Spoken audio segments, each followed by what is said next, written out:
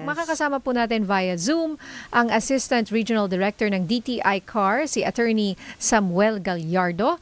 At kasama rin po niya ang may-ari po ng Janelle C. Handicrafts. Mula rin po dyan sa CAR, si Miss Elizabeth Pasio. Magandang umaga po sa inyo. Good morning, Nina and Maan. Salamat po sa pag-unlock sa amin. Opo, so ito po ay may kinalaman sa Impakabsat Regional Trade Fair. Ayan, ng DTI CAR Trade Fair. Kailan po ito at ano-ano pong mga lugar ang kasali dito? Ang Impakabsat 33 ay ginaganap po sa Festival Mall sa Alabang. Ito po ay second for the year, no? And it features all of the products that come from the provinces of the Cordillera Administrative Region. So marami po tayong makikitang items including gifts, toys, houseware, meron po tayong mga food and non-food products as well as some product demonstrations na ginagawa po ng ating mga MSMEs habang nandiyan po sila sa Alabang. Ang Impakabsat ay Ilocano, ano pala? Yes, it's a term. Kabsat is kapatid eh. Oo. So ano ibig sabihin? Kabsat is definitely Ilocano po, pero kung papansinin niyo po yung Impakab, yun po yung mga first letters ng mga provinces ng Cordillera. So I is for Ifugao, MP, Mountain Province, A for Abra, K, Kalinga, A, Apayao uli, and B for Baguio City and Benguet Province. So pinagsama po yan ng founding regional director po namin at dinagdagan niya ng Kabsat to signify yung pagsasama-sama or pagtitipon ng mga taga-Cordillera. Ayun, so, magkakapit-bahay na. Oo. Ano yan? Kasi magandang mabigyan nga rin sila ng pagkakataon lalo na ngayong Christmas season po. No? Kasama rin po natin isa po sa mga participants at vendors po no, ng Impakabsat, si Miss Elizabeth Pasio ng Janelle C. Handicrafts. Magandang umaga po sa inyo. Good morning. Miss Elizabeth? Oy, ayan. Hello? Siya mismo. Nandiyan po kayo sa Festival Mall ngayon. Yes, ma'am. Ayan, nakikita natin ang kanyang background. Ganda naman. Ano po ang binebenta po ninyo dyan sa Janelle C? Ma'am, ang Janelle C is handcrafted bedroom sleepers. Crochet ito.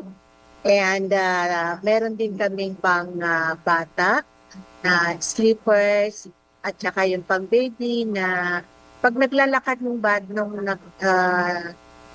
start kasi maglakad yung bata, mas maganda na yung footwear niya is comfy at saka comfortable para madaling matutong maglakad.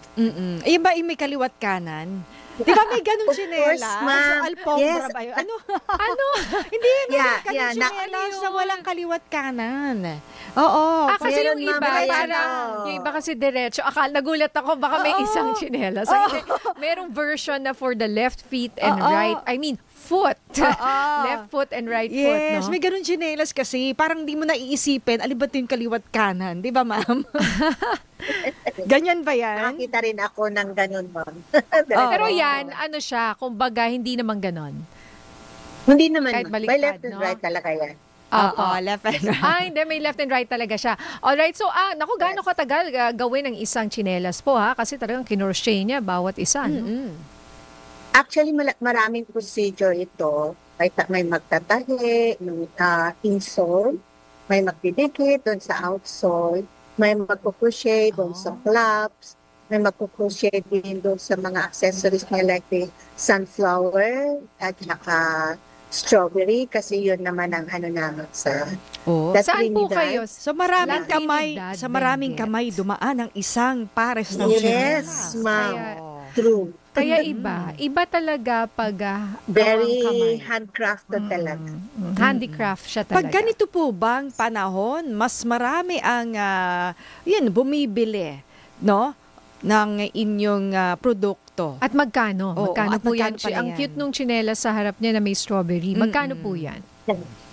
Ma'am, Ang ano nito, actually ang selling price nito is 350. Pero this time, inano ko na, since ako ang nandito, itrinay ko din na yung ma-afford ba ng 290. Wow. At saka may And isa one pa thing pala more, dun. Opo. One thing more, ma'am, crafted ito ng mga dating OFW, mga single parent.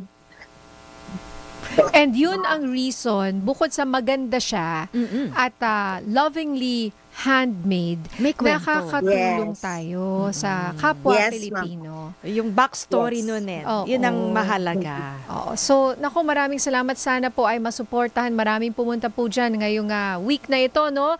Diyan po Yes. sa Impakabsat Regional Trade Fair. Good luck, Ma'am. Josti Agnina. You're all Anyaman na. invited. Thank you. Ayan po. Thank you, ma'am. Yes, and once again, salamat po sa ating DTI car, Attorney Samuel Gallardo.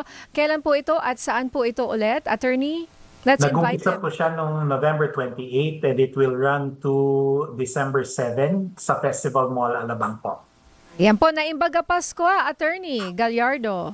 Salamat po and ganun din po sa mga nakikinig sa inyong programa.